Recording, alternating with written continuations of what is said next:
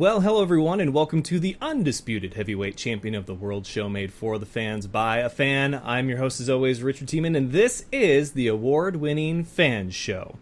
That's right, everyone's a fan of something, and we have got something for every fan, and today, like I say every week, is no different. We're talking baseball. We're talking basketball, we're talking football, both indoor and outdoor, some wrestling. So if you're a fan of any of the things I just mentioned, please stay tuned.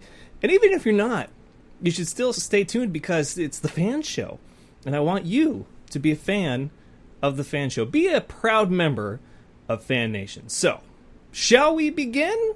Today's show, episode 465. Special guest, Stephen Shotola of the Jacksonville Sharks of the National Arena League, even though we have quite a bit of news regarding the Indoor Football League. How ironic. I can't make this stuff up, folks, but it is always a lot of fun to mix it up here on the show.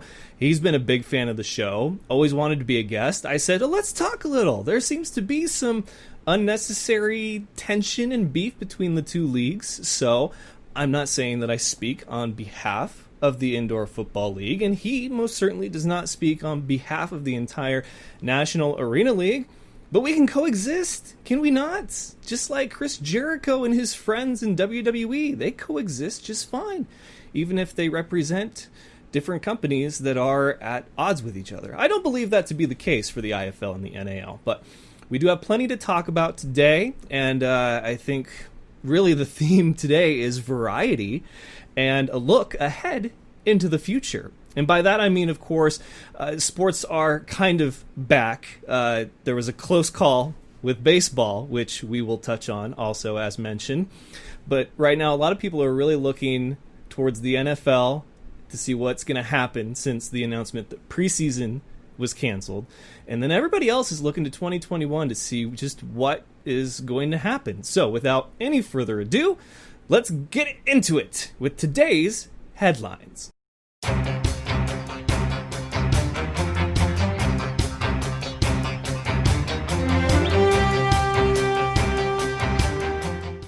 And headlines, of course, brought to you by Dynamite Enterprises. They can customize your world, and they can do it in a variety of ways, because today's theme is variety. Dynamite Enterprises can do stickers, polos, shirts, hats, tablecloths, backdrops, jerseys, and a number of other things. Awards, if you need those for the upcoming end of the year awards, like so many people do, or if you need to recognize an outstanding member of your family, maybe a group or a club, things like that, they can do it. So hit up Ethan at dynamiteenterprises.com. Visit their Instagram, Dynamite Enterprises. Check out all the stuff that they've done. Get a quote from Ethan if you have an idea of what you want, or if you have some questions, he's the best person to ask also, because if he hasn't done it before, I guarantee he probably wants to give it a try. So Dynamite Enterprises, customize your world. We start off today's episode talking about close calls, and that being baseball. Baseball season was almost canceled thanks to Florida, which, I'm sorry, I have to joke. Steven is a Florida native, and we joked about that during our one-on-one. It was a good time. We had a good laugh, so he's used to it. But yes, Florida Marlins, 14 cases came back positive for COVID-19, including 2 coaches. So baseball almost said, okay, we screwed up. What do we do now? But they are resuming as planned. Florida, though, the Marlins, they're going to kind of have to sit this out for a little bit until further notice. More details on that as they come out. However, for the NBA, Adam Silver being praised as one of the best commissioners right now in recent memory, however you want to slice it, for his move to do the NBA season in a bubble. Negative tests continue to come back for all players involved in the NBA bubble, and, Adam Silver had a vision, and people called him crazy, and here we are, the NBA season in no apparent danger of having to call it a season again, where the MLB came about that close. And to each their own. We've had several discussions about it here on the show about which plan of attack was better. I came up with an entire plan for how the IFL was actually the one league that was closest to having an actual 2020 season above all other indoor leagues at that same level because of its teams in North Dakota and South Dakota, because those are two of the lowest states for positive COVID-19 tests.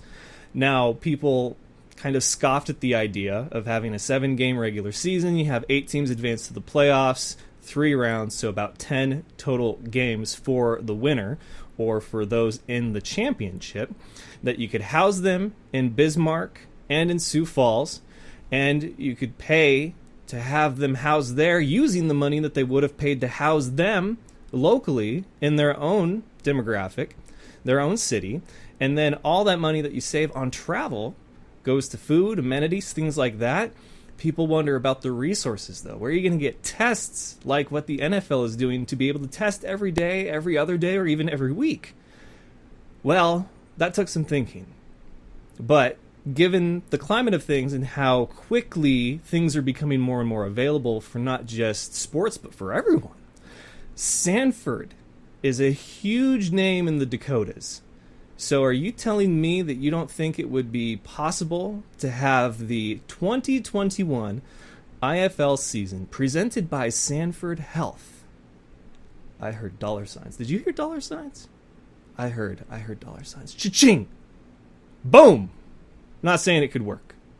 I'm saying that the idea needs to be entertained because right now the NFL is on the clock, figuratively and literally, as far as if they will have a regular season.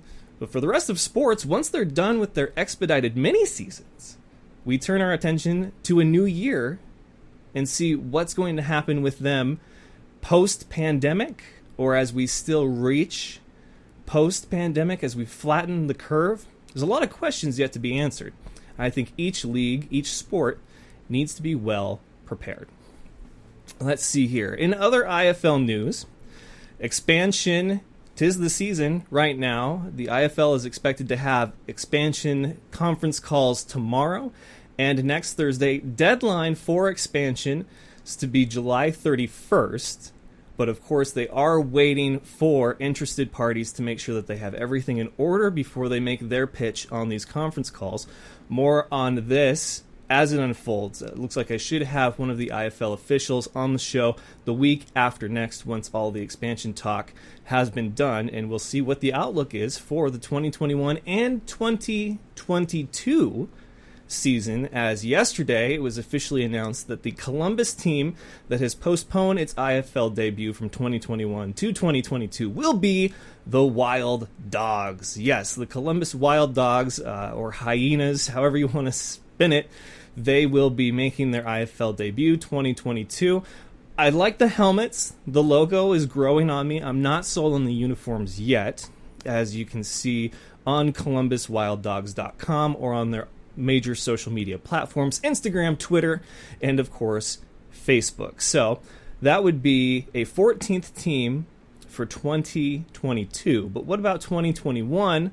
Well, we do have the rumor that Mass is on its way to the IFL. That could be part of the talks happening tomorrow or next Thursday. Then there was also the news that Baltimore, aka San Antonio, will be joining the fold. In fact, that came from HMG Sports Marketing. In June of this year, HMG Sports purchased the equipment and assets of the former AFL franchise, the Baltimore Brigade. I said Baltimore was an interested party earlier, did I not? In a new 3-way deal, the Baltimore Brigade will move to San Antonio to presumably play in the Indoor Football League. In that, Baltimore will get a new franchise that will more than likely play in the National Arena League. So it's kind of doing what the Colts and the Browns did, right? Or the Colts and the Ravens? Yes. So you move the Colts from Baltimore to Indianapolis, and then Baltimore ends up getting a team anyway. It's crazy that Baltimore is almost infamous for this kind of move. But nevertheless, those are the details per HMG Sports Marketing's official Facebook page. San Antonio has about 4 times the population of Baltimore with just over 2.5 million people. Quote, we believe that this is a great move and a great business decision. From a marketing perspective, San Antonio is a military town, and the name just fits. The IFL gets a major market out west, and we're excited about that. But we're especially excited that we've ensured that arena football fans in Baltimore will also get a quality franchise and a new league after the shutdown of the AFL, says Will Hanna, National Director of HMG Sports Marketing. So make sure that you stay tuned, that you follow the Fan Show on all major social media platforms, Facebook, Instagram, Twitter, and of course subscribe to our YouTube channel. And I gotta say, in all of this, it's hard to find time to just kind of kick back and relax. But Netflix finally put The Last Dance, the entire series, miniseries on there. So I finally watched it for the first time all the way start to finish, and it was incredible. If you don't think Michael Jordan is one of the greatest athletes of all time, to hell with basketball player, greatest athlete of all time, you're crazy. What he did in the 90s, without the presence of social media and building your own brand, the likes that we see today, for him to do what he did and have the impact on the world, holy crap, man. I mean, bravo. Bravo, MJ. So I would suggest going and checking that out as soon as you can. And as far as other recommendations that I have for you, we have the Real Film Nerds back with another real film recommendation.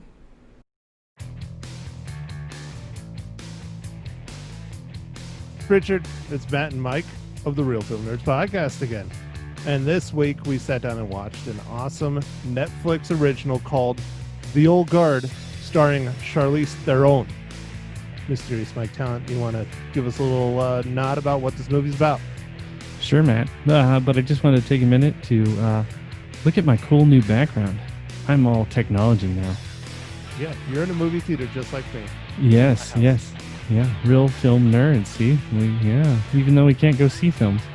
So, this week we're going to talk about a movie that debuted on Netflix, The Old Guard, like Matt said, starring Charlize Theron and Kiki Lane. And it's about a covert team of immortal mercenaries who are suddenly exposed and must now fight to keep identity a secret just as an unexpected new member is discovered. All right, Mike, what are your thoughts? I like this one. I had no idea this was coming out. This is kind of like they just dropped it, and I was like, this was fun. I really enjoyed the world that they built in this. Yeah, I really enjoyed this one as well. I definitely recommend that if you have Netflix and you have not seen this yet, because I think just about everybody and their mom has seen this already, definitely sit down and watch it, especially if you're a fan of action movies and fantasy movies or Charlize Theron. I like how she is this hardcore, started out as this hardcore drama actress, and now she's this badass action actress. I love it. I'm really looking forward to Atomic Blonde 2 down the road as well. Yeah, she's done quite a few action movies. Aeon Flux, Atomic Blonde, The Old Guard. But that's not how she started her career. She morphed into a action superstar, and I love it. All right, yeah, no, she's great at it. Kicking ass. So anyways, I don't know what we're watching next week. I don't know if Mike has decided, because it's your pick, Mike. No, I haven't decided yet. It's I've got to go figure out what's new on the streaming, so I haven't had a chance to look. I'm guessing it's going to be a movie. Yeah. Anyways, Richard, thanks, man. Take it easy. Catch you next week. All right, thanks guys, as always, for the awesome recommendation. Make sure that you give them a like and follow on all major social media platforms as well. If you're wondering, today's shirt brought to you by Full Sail University. I have been a Full Sail graduate for 1 month as of the 26th of July, and I am still #free agent. So if you know someone that would love to have a brand, a show, a personality like this at their disposal, a league or a team, please forward my information to them. I am ready for hire, ready for action, and if need be, ready to relocate. In other news, the NFL Top 100 is back. And I really don't care about numbers 100 through like 35. I don't know how they do it. I know that it's the players voting for themselves, and I think it's like a season behind.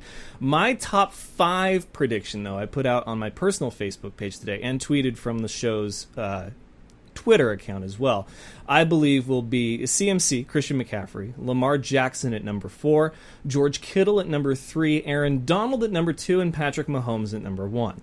We shall see tonight as the NFL will announce its top 10 for the NFL Top 100. George Kittle and the other names that I mentioned are guaranteed to be in that top 10. That, however, is my prediction for the top 5. Share yours, discuss. Hopefully this doesn't air by the time they've already announced it, but I would still love to hear from you guys about who you thought going into tonight would be the top 5 or in the top 10 if you made an entire list of the top 10. Congratulations to Sasha Banks. She becomes the new Raw Women's Champion, defeating Asuka in questionable fashion, but now her and Bayley are 2 women that have done a monumental feat in the world of professional sports and professional wrestling, as they become the first duo since 2001 to be tag team champions whilst holding simultaneously major titles. Last time this was done was Triple H and Stone Cold Steve Austin. Triple H got injured, and we would not see how the storyline was supposed to play out. Will that happen? Will history repeat itself this time, or will we actually get a taste of what could have been all those years ago in 2001? So congratulations again to Sasha Banks for her accomplishment. Let's see. We talked about Adam Silver, baseball almost being canceled. Thanks, Marlins. Congratulations to Bobby Brown of All-Star Bass Fishing and a big contributor to our outdoors division here in the Fan Show. Things have been a little quiet lately, but he's been planning a wedding. He got married to his sweetheart, Blossom, and they got married on bass fishing boats. I saw the Facebook Live. I thought it was awesome, so congratulations, you two. You really deserve it. John Lynch and the 49ers have agreed to a 5-year contract extension. Color me shocked? I'm not at all. Him and Shanahan, despite losing a Super Bowl, have done amazing things with that franchise. I couldn't be happier to be a 49er fan because the future looks very bright. And let's see, is there anything else that we needed to cover today? I don't believe so. So, just for those of you that are keeping, pace at home with the home game, remember that Adam Silver and ideas like the NBA bubble, good. The MLB and ideas like traveling during a pandemic, maybe not so good. And before we get into our special guest segment, we have Matt, the fat bearded vinyl guy. Hopefully no audio difficulties today. But Matt, what are you spinning today? Hey Fan Nation, I am Matt, the fat bearded vinyl guy, and I am back here in the vinyl lair. Today I am spinning the latest album from my all-time favorite artist and a name longtime followers of mine know well. It's American Love Story by Butch Walker. This record is what Butch calls a love story about hate, but I like to think it's more of a turning away from prejudice. It's a story about a man who rethinks his prejudice and short-sightedness. It's something we all need to do, especially these days. This record was released in May of this year, but was written several years ago. He had a few of the songs written and thought that this kind of sounds like a rock opera. So he went off, wrote some transitional songs, and created a cohesive story. He decided last year to record and release the record. This is truly a solo album, with Butch Walker playing almost all the instruments. Only drums and some additional keyboard parts were played by other musicians. In true Butch fashion, he recorded and produced the entire record himself. This is Butch Walker's most diverse album sonically. Some very retro sounds on side 1, and some very classic Butch-esque cuts on side 2. The first time I listened to the record, the last track, Forgot to Say I Love You, made me tear up a bit. That's how hard it hit me. This is a record I think we need to hear these days. It really makes you think about your own prejudices, and we all have them. If there is a Butch Walker record that you need to own, American Love Story is that record. Butch is an artist that kind of flies under the radar. He's more well known as a producer, but I hope this record propels him to the next level. That's all for now. For more music talk and vinyl shenanigans, go to fatbeardedvinylguy.com. You'll find links to my social media, Facebook and Instagram, as well as my new YouTube channel. All right, thank you, Matt. Make sure that you subscribe to his YouTube channel and follow him on all major social media platforms. If you're a lover of music, who isn't? It's definitely a great list and blog to check out. He's got great recommendations if you haven't already picked that up from the last 6 episodes that we've done since the return of the F.A.N show. Congratulations to the Tampa Bay Tornadoes, who are the latest team to be announced for the expansion of the 2021 National Arena League season. My special guest, Steven Shotola, and I actually talk about that, including the other Florida teams that have been in the fold with the NAL, the war on I-4. So it's a great conversation. Hopefully, if there's any issues with the NAL, it will have nothing to do with its Florida teams like Major League Baseball and the the Miami Marlins. We give him a little bit of crap, but overall, great conversation. So without further ado or any more delay, here is my conversation with the director of multimedia for the Jacksonville Sharks, Steven Shotola. Enjoy. All right, ladies and gentlemen, joining me now, a real treat, straight from the National Arena League. He is the director of multimedia for the Jacksonville Sharks. It is Steven Shotola. How you doing, my friend? Hey, Richard, long time no see, but we've chatted online a couple times, so it's not like we're so unfamiliar, but thanks for having me on. Yeah, man, it's always a pleasure to, have a chance to talk with you guys in other leagues, because a majority of my coverage is the IFL, as you know, but there was that year that I covered the NAL and pretty in depth, and that's actually how I met you. For those that don't know, Steven is actually kind of like the me of the NAL, except for he actually gets paid and he's got a team to call his own. So he does great work with multimedia, though. How have things been going this offseason for you? Well, obviously not. It's weird that you even say off-season in July. This would actually be sort of our playoff run this time of year. We'd be either traveling or finishing up our remaining home games and looking to, usually for the Sharks, we'd be looking to make sure we're the number 1 spot going into the playoffs.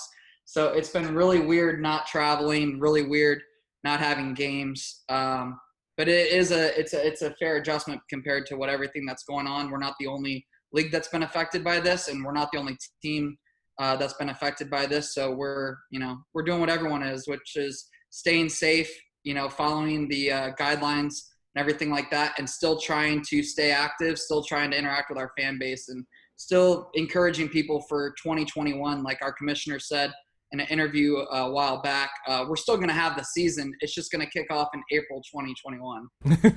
Yeah, it's going to be interesting to see how a lot of these different leagues handle things, especially at the levels that are not the NFL, which we'll talk about in a little bit. But one thing I wanted to get out of the way, just to kind of chuckle at, you are a Florida resident. How long have you lived in Florida for? Well, I grew up in, people probably don't know where this is, but Port St. Lucie, Florida. It's a town that's near West Palm Beach. It's actually gotten a lot bigger. When I grew up, it was hardly on the map. Now it's gotten a lot bigger with, West Palm Beach and everything like that. But so I grew up in South Florida. Almost my whole life I spent down there. And then I got a film scholarship to Jacksonville University, which brought me up to North Florida. And then started my career in sports that took me up the coast to New Jersey and New York, where I spent some time working for an NFL team up there. And then found my way back down to Florida with a child, my daughter Shay. And we've been staying in Florida ever since. I think we've been in Jacksonville now, living here, not as a student, now for I think 6 or 7 years. And we love it. For me, my hobbies are fishing and golf. So I think I'm very well fitted for this area in this climate. Pretty good spot to have those as hobbies. And I bring that up because when I was living up in Spokane, Washington, I would listen to Woody and Wilcox, and they had a segment called It Happened in Florida. And there were 3 stories that were outrageous, and people had to choose which one actually happened in Florida. So as somebody who has been there nearly their entire life and probably seen a lot of good things and a lot of crazy things, is it true what they say that it's always Florida when it comes to the crazy stuff? I think we see the same social media stuff that you guys do. Is it surprising? Not really. I'm actually kind of a friend of one of the people that was considered Florida man for being outside in a tornado in Jack's Beach with an American flag, headbanging. I actually know that guy. So, I mean, to me, it seems so much more normal than other people see it. But, And then I think a lot of the news that you get too is not from places that I live, like major cities like Jacksonville or West Palm or Miami. They're more from, like, no offense to the Orlando Predators, but Central Florida areas and things like that where you see some crazy stuff. But I mean, yeah, it's Florida, and we enjoy that fun comedy of that culture and things like that too. So whatever it is to get more attention down here, we want. I don't know if you guys necessarily need more attention because I've been there twice, 3 times actually. I took a Greyhound from Spokane to Jacksonville. My buddy was stationed there. We went to WrestleMania 28 in Miami, and that was a fantastic time. And then I've also been down there for my honeymoon. We spent a week in Orlando going to Universal Studios, and then I also came down for Hall of Fame week for Full Sail University just last year. And I gotta say, like, every time I go back, I want to go back sooner. Like, there's so many things to love about that state. I don't know if you guys need the crazy to add to it. Exactly. Yeah, and you know that I go to Orlando a lot as well. I got a lot of friends that went to UCF, and then my kids, obviously, and my wife, we're all big, Magic Kingdom, Disney, Disney World fans. So we're constantly down there. And then we've been going to Universal lately. They were the first to kind of open up, and me and my wife got those buy one day, get another day for free passes. So we're planning to go back pretty soon and enjoy that new water park, Volcano Bay. But yeah, no, we love it down there. We love Tampa too. We love going there. Her parents used to have a house down there, so we've been all throughout Florida. The cool thing about Florida is it's a big little state. You can get from Jacksonville to Orlando in 2 hours. And then you can get to Tampa a little longer, but I mean, it's worth the trip, and you can do so much. In college, me and my friend actually went from Jacksonville during like Florida Georgia weekend. And then we had a friend or a fraternity brother that was from Miami that needed to ride back and paid us. And gave us a place to stay and free food. So we went from Jacksonville to like my hometown in Port St. Lucie, then to Miami, then up to Tampa to visit his sister who was going to USF, then to Orlando to visit his mom and his parents, and then back up to Jacksonville. And we did all that pretty much in one weekend. Well, speaking of Tampa Bay, perfect segue. You must work in media to be able to pull that off. You guys, I'm learning. You guys have a team once again in the Tampa area, the Tampa Bay Tornadoes. So that means there are 3 in that area: Jacksonville Sharks, the Orlando Predators, and now the Tampa Bay Tornadoes. So the war on I-4 is back. Tell me a little bit of history on that 3-way rivalry and what it means to have it be back for the 2021 season.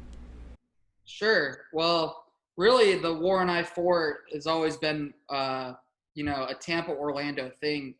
Tampa and Orlando as cities in arena football have been historic franchises and won tons of championships from the 90s to the early 2000s.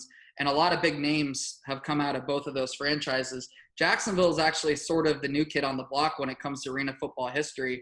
We've been making a lot of waves lately in modern history, but in the 90s, we didn't even exist. So a lot of the original rivalry, the war on I-4, was these 2 powerhouses, the Tampa Bay Storm, who won, I think the most championships out of any, or most league championships out of any arena franchise in Florida. And then you had the Orlando Predators, who were probably one of the most popular teams in all of arena football. You had guys like Jay Gruden that coached there, who actually originally played for the Storm as a player and then became a coach, and then later on went to the NFL with his brother. And then when I actually got my job with the Sharks, the first coach I ever worked with was Les Moss, and his dad was the first ever head coach of the Orlando Predators. So there's a lot of history there, but really this rivalry doesn't matter the figureheads. It really doesn't even matter the names that were there before. It's all about the fans. And I think if they want the rivalry to continue, it's actually going to be up to the fans in Tampa and Orlando to bring it back. So it's a big challenge for them. I know they're excited about it. We were excited when we got Orlando back in our league. We call our rivalry kind of the, war on I-95 or whatever. So it's between, we actually, once the Storm left the AFL, we thought that was the biggest rivalry in Florida, really was the Jacksonville Sharks and the Orlando Predators. So unfortunately for the Predators now, who had a really great offseason actually going into this coming year, with new ownership and a lot of big names joining their organization as well as players.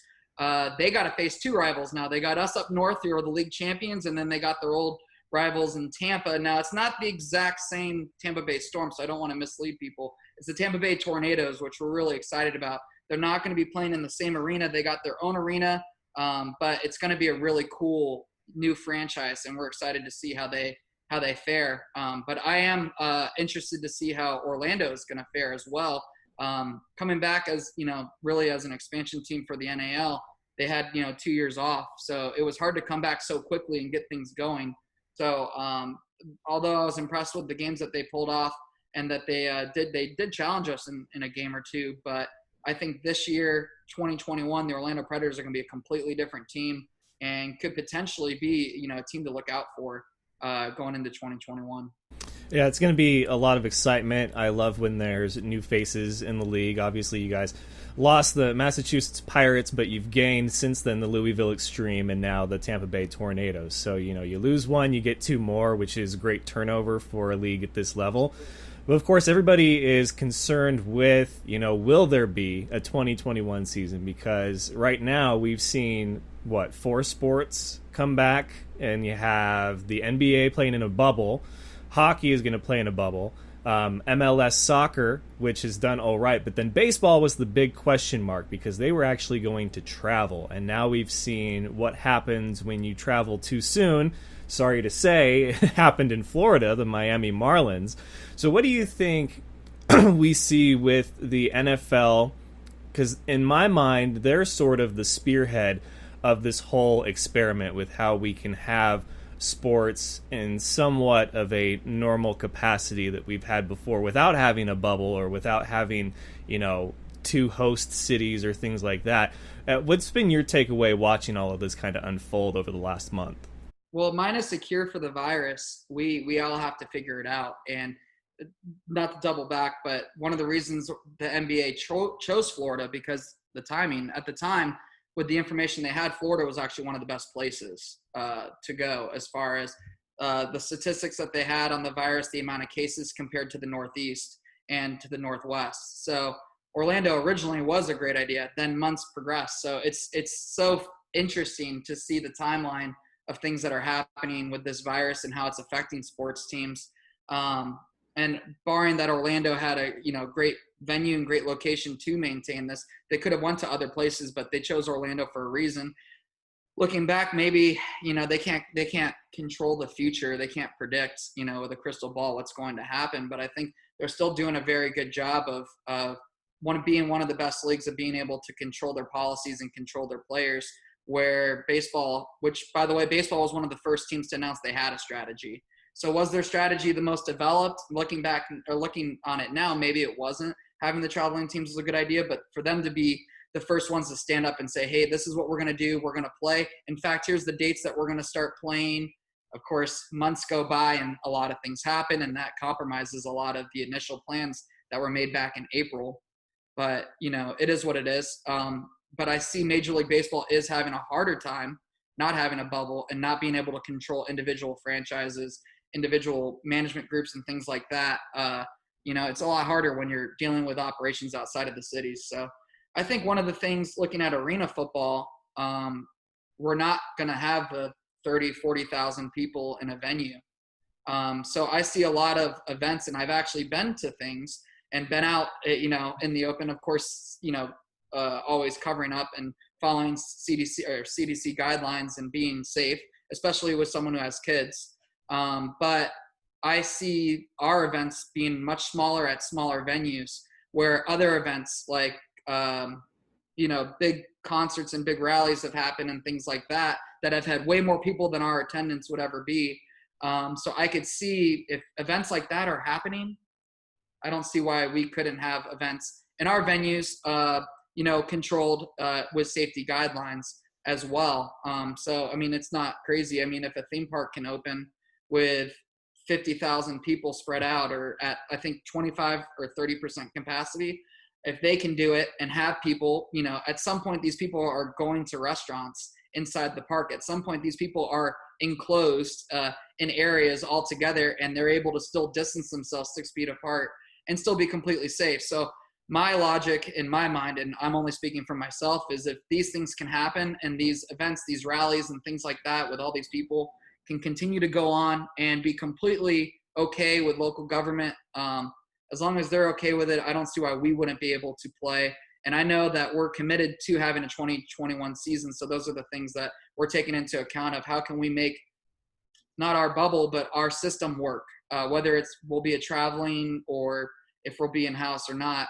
All that's to be determined by the higher-ups that are above my pay level and above my decision-making. But I have faith in our ownership, and I have faith in our league. We have some fantastic brains that work nonstop to make sure that, one, our fans' best interests are at heart, and two, that we're able to support and sustain the league for the long term and not just a year-by-year basis. And so far we've done that, and I think we're going to continue to do that. I think the last major release we had as a team before the virus hit is that our president actually told our fans, we will not have a season, or we will not play. We will not play unless our fans can be in the building. And we proved that. Even though we couldn't have a season this year, we're going to keep working every day, every month to find a way to make it happen so that our fans can enjoy our games, and not from a computer screen like we're doing now, or from a TV right now with animated fans on Skype or whatever, or Zoom, pretending to be in Orlando watching the games. Not a knock to the NBA. They're working with present challenges. We're working on the future. Well, I can always send you a cardboard cutout of me to put up in the press boxes at different games if you need to fill some seats for the 2021 season that way. So just, you let me know, and I'll get the dimensions and I'll ship it to you, and I'll just smile and wave just like this for the whole game. We might have to push you up a little bit depending on how many fans we can have at the games. If we're able to do full capacity, if this thing really passes, like, my number one hope is that this virus just gets a cure. That's the number one thing. That's what everyone really should be rooting for, is a vaccine that can cure people. But if that happens, we are the defending National Arena League champions, and we do have the most packed arena. So I can't promise every game. Well, that seat might be taken. And particularly, I do a really good job myself, not to tap myself on the back or anything, but our media booth, we constantly get complaints that we don't have enough seats because we have so much media, and we have a large stat team, and we have so many supporting groups, as well as our own internal media team taking those seats. So I'll do my best to try to fit you somewhere. It might not be in the press box, but we'll find something for you. It definitely won't be a bathroom stall. He's the ever modest Steven Shotola. He doesn't do just a pretty good job. He does a great job down there, and I'm envious of not only your position, but the city that you get to call home, Jacksonville, Florida. I think, despite the crazy, it's still a pretty awesome place to be. So that being said, and everything that we've talked about, is there any other stuff that you can tease or leak to us as far as plans for the NAL in the 2021 season? Yeah, I think we're all excited. It's really a shame because, boy, we had such a great season in 2019, and maybe me and the front office, we joke about this, but the Sharks have a really weird way of being extraordinary in odd years. As in, we won a championship in 2017. We did it in 2018, an even year. 2019, we almost go undefeated and have an incredible season and win a championship, take back our title. 2020, boom, everything blows up. So 2021, I think, just based off of the trend that we have, and actually that goes further into our franchise. Our president will call me out and say, no, that actually goes further on. Our championships have always, or the championships that we won from a league perspective, have always been odd years. So I think 2021 just fits the suit for us. Our head coach, James Fuller, did a great job signing players in the offseason going into this year. We couldn't have been more prepared and ready to defend our title, and we're going to do the same thing in 2021. But I'm excited to see a lot of teams. I'm actually excited to still see West Virginia, who was an expansion team going into this year. And they're really not expansion teams, Richard, if you think about it. Like, even the Louisville Extreme, they've been around for a while. I think they were the Kentucky Extreme. And Mark Stout, who's their head coach, was one of the coaches that I worked for when he was with the Sharks, and had a really great season with us. I loved following and working with him. So I know that they're going to bring the best product that they can to the field. And the New Jersey Flight is an incredible franchise as well that we added. So I'm excited to see all these new teams for the first time. It's not even just recent expansion, but former expansion and things like that, because all these teams are going to perform at a high level. So the Sharks are really going to meet their match, but I think we're going to excel. I'm really excited to see what the season's going to go, and hopefully, I promised I'd show you this. We'll go ahead and we'll get another one of these in 2021. This is the Jacksonville Sharks championship ring. I don't know if it's reversed just because of my screen, but it's JAX, which is in Jacksonville. So it's pretty. It's very pretty, and the ownership was nice enough to actually put my name on it. I don't know if you can see Shotola there. I do, yeah. That's pretty cool. So everything with the Sharks is really first class. We got a great organization, and I'm excited to get back to work with them back in the office as soon as safety will allow us, and as soon as the building, we always put our fans and our employees first. So if we're not going to go back until we know it's 100% safe to go back. And it is scary watching the news and stuff, but we try to focus more on the statistics, and we listen to our local government for the best advice of when that's possible. So, all righty, Richard, that's all I got to say about 2021. Well, you see what happens when you're actually with a team to some capacity. You get all the shiny things if they win the championship. But when you're freelance, you don't. You just sure, you can root for a team, but you're not actually like part of the team. So that's something I got to fix come 2021. Yes, well, you never know. I mean, Josh Jackson, who was my roommate on the road, is our freelance radio play-by-play, and he's also known as in the stadium at home games. He's actually our voice of the Sharks. He's our PA announcer. He has more rings than I do. So you never know. You just got to find the right fit, and you got to find the right. You're in the right field. You're going to find your way back onto a team probably before your next episode. Who knows, man? Yeah, we'll see about that. Wishful thinking, but you are, until then, the multimedia guy for the and still champion Jacksonville Sharks going into an odd-numbered year. What does that mean for them? We'll have to wait and see. But Steven, always a pleasure. Thank you for making your debut on the Fan Show. It was a lot of fun. No problem. Always wanted to do it. I was glad I got to you. All right, we will talk to you soon. And don't forget, Jacksonville Sharks, part of the NAL 2021 season set for April.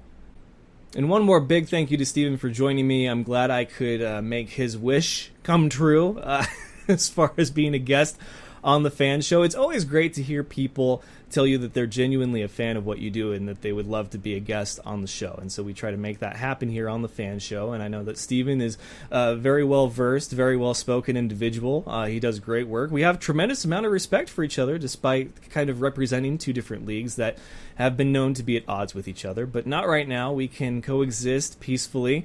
And I think the future is bright for both leagues, as you can hear from him and his firsthand knowledge of what he thinks of 2021. Will it be another year of the Shark? I don't know, but right now it is Shark Week, so make sure that you're tuning into that. Just because things aren't very normal these days doesn't mean you can't get back a little bit of normal with the ever-famous Shark Week. So enjoy that, and enjoy all things The Fan Show. Make sure that you've followed us and liked us on all major social media. If you can't watch the show on YouTube or on Facebook Live, make sure that you at least subscribe to the podcast form available on iTunes, SoundCloud, Spotify, and iHeartRadio. So we are what am I trying to say here? That's it for episode 465 of the Fan Show. It's not official unless it's Fan Show official, and we are officially out of here.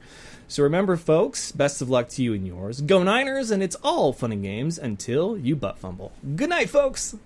Do you remember the time that Mark Sanchez ran into his own player's butt? That was funny sports. Thank you for having me on the show, man. I love the Fan Show.